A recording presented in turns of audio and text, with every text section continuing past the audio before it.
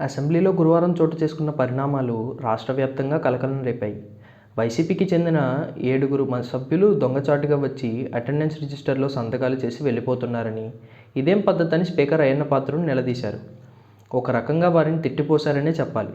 ప్రజాప్రతినిధులుగా ఉన్నవారు, ప్రజలతో ఓటు వేయించుకున్నవారు ఇలానేనా చేసింది అని ప్రశ్నించారు. దొంగల్లా వచ్చి సంతకాలు పెట్టిపోతారా అని నిలదీశారు. ఈ పరిణామం రోజంతా రాజకీయాలను వేడెక్కించింది. అంతేకాదు, వైసీపీ సభ్యులపైన విమర్శలు వచ్చేలా చేసింది. కాగా దీనిపై భిన్నాభిప్రాయాలు వ్యక్తమవుతున్నాయి. ప్రజాప్రతినిధిగా ఎన్నికైన అభ్యర్థి సభకు రాకపోయినా లిఖితపూర్వకంగా ప్రశ్నలు అడిగే అవకాశం రాజ్యాంగమే కల్పించిందని రాజ్యాంగ నిపుణులు చెబుతున్నారు. ప్రజాప్రాతినిధ్య చట్టంలోని పలు సెక్షన్లు అత్యవసర పరిస్థితుల్లో సభ్యుడు సభకు హాజరులేకపోయినప్పుడు సభలో లిఖితపూర్వక ప్రశ్నలు అడగొచ్చన్నది వారి వాదన. పార్లమెంటులోనూ ఇదే సంప్రదాయం కొనసాగుతోందని అంటున్నారు. మాజీ ప్రధాని దేవాగౌడ్ తరపున రోజు రాజ్యసభలో ఏదో ఒక ప్రశ్న వస్తోందని, కానీ ఆయన మాత్రం పెద్దల సభకు రావడం లేదని కొందరు అంటున్నారు. అయితే వైసీపీ సభ్యుల విషయంలో మాత్రం రాజకీయంగా విమర్శలు వచ్చాయి.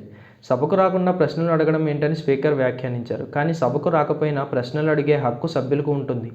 కట్ చేస్తే ఈ విషయంపై వైసీపీ అధినేత జగన్ సదరు 7 సభ్యులకు ఫోన్లు చేసినట్టు పార్టీ వర్గాలు చెబుతున్నారు.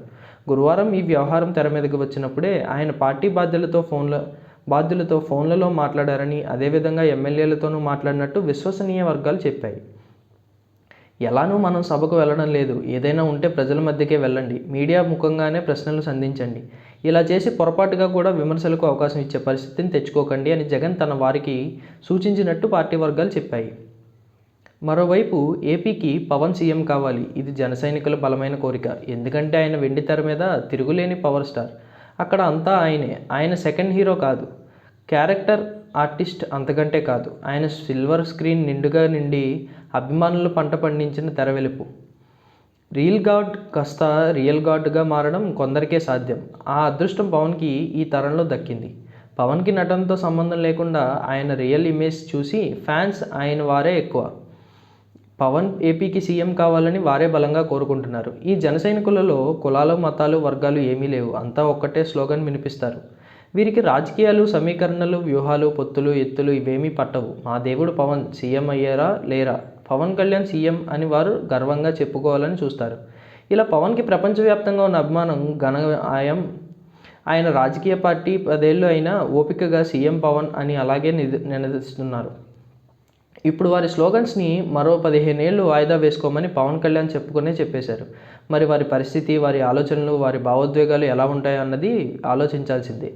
మరోవైపు చూస్తే ఏపీలో బలమైన సామాజిక వర్గం ఒకటి ఉంది. స్వాతంత్ర్యం లభించి 8 పదులు నిండిన ఆ సామాజిక వర్గం నుంచి ముఖ్యమంత్రి ఎవరూ ఇప్పటిదాకా కాలేకపోయారు. జనాభా తక్కువ ఉన్నవారే ఎక్కువ ఏళ్ళు పాలించారు. ఏపీలో జయాపజయాలు మార్చి రాజకీయ పార్టీల అధినేతల జాతకాన్ని తిరగరాసే పెద్ద జనాభా కలిగిన మాకు సీఎం సీటు అందని పండు అవుతోందన్నది వారి ఆవేదన. అలాంటి వారు అంతా పవన్ చుట్టూ తమ ఆశలను అల్లుకుంటున్నారు. Pawan CM candidate no doubt అన్నది వారిలో ధీమా నింపుతోంది. ఉప ముఖ్యమంత్రి దాకా పవన్ వచ్చేశారు అంటే ఒక అడుగు దూరంలో ఆయన లక్ష్యానికి చేరువగా ఉన్నారని వారు లెక్క వేసుకుంటున్నారు. అయితే సీఎం పదవి అడుగు దూరం కాదు, ఎన్నో యోజనాల దూరం అని పవన్ తరచూ ఇస్తున్న ప్రకటనలు చూస్తే అర్థమవుతోంది. బాబు మరో 15 ఏళ్ళు సీఎం అంటే 2029 నుంచి 2034 ఎన్నికల్లో కూడా ఆయనే సీఎం అన్నమాట. అంటే ఏతవాత తేలేది ఏంటి అంటే పవన్ సీఎం అన్న కలను జన సైనికులు కానీ, బలమైన సామాజిక వర్గం కానీ కనాలన్నా కూడా 2039 దాకా వేచి ఉండాల్సిందే అన్నమాట. ఇది నిజానికి అనూహ్యమైనది. రాజకీయాల్లో ఇవాళ ఎలా ఉంటుందో, రేపు ఏం జరుగుతుందో ఎవరికీ తెలియదు. అందువల్ల రాజకీయంగా చూస్తే మరో 15 ఏళ్ళు అంటే సుదీర్ఘమైన కాలం. దాంతో పవన్ ప్రకటనతో జన సైనికులు కానీ, బలమైన సామాజిక వర్గం కానీ పూర్తిగా నిరాశ చెందే అవకాశాలు ఉన్నాయని అంటున్నారు. నిజానికి వారు పవన్ని ఉప ముఖ్యమంత్రిగా ఈ టర్మ్లో చూసుకోవడానికి సర్దుబాటు చేసుకున్నారు. 2029 నాటికి ఆయన్ను సీఎంగా చూడాలని ఉవ్విళ్ళూరుతున్నారు. మరి పవన్ బోల్డ్గా ఇచ్చిన స్టేట్మెంట్ వారికి మింగుడు పడడం లేదు. పైగా చంద్రబాబు కింద పని చేయడానికి తాను సిద్ధమని పవన్ అంటున్నారు. బాబు నుంచి ఎంతో నేర్చుకుంటాను అని ఆయన అంటున్నారు. పవన్కి చంద్రబాబు మీద గురి ఉండడం మంచిదే, అలాగే ఆయన నేర్చుకోవడానికి పడే ఆరాటం మంచిదే. కానీ రాజకీయాలు అన్నవి నిరంతర అభ్యాసం, పైగా ప్రజల నుంచి నేర్చుకునేదే ఎక్కువగా ఉంటుంది. ఒడిశా సీఎంగా దాదాపు 25 ఏళ్ల పాటు పాలించిన నవీన్ పట్నాయక్కి గురువు ఎవరు ఉన్నారు, ఆయన ఎవరి వద్ద నేర్చుకున్నారన్న ప్రశ్నలు ఉన్నాయి. అంతేకాదు ఆయన జనరంజకంగా పాలించారు కదా అని గుర్తు చేశారు. అలాగే ఎన్టీఆర్ రాజకీయాల గురించి పెద్దగా ఆలోచన లేకుండా పార్టీ పెట్టేసి 9 నెలల్లో సీఎం అయ్యి ఏపీని అభివృద్ధి పదంలో నడిపించాలేదా అన్న చర్చ ఉంది. ఢిల్లీని 10 ఏళ్లకు పైగా ఏలిన అరవింద్ కేజ్రీవాల్ కూడా సొంతంగానే అన్నీ నేర్చుకున్నారు అని గుర్తు చేస్తున్నారు. రాజకీయాల్లో అవకాశాలు అన్నవి తీసుకోవాలని, పరిస్థితుల్ని అనుకూలంగా చేసుకోవాలని విశ్లేషకులు చెబుతున్నారు.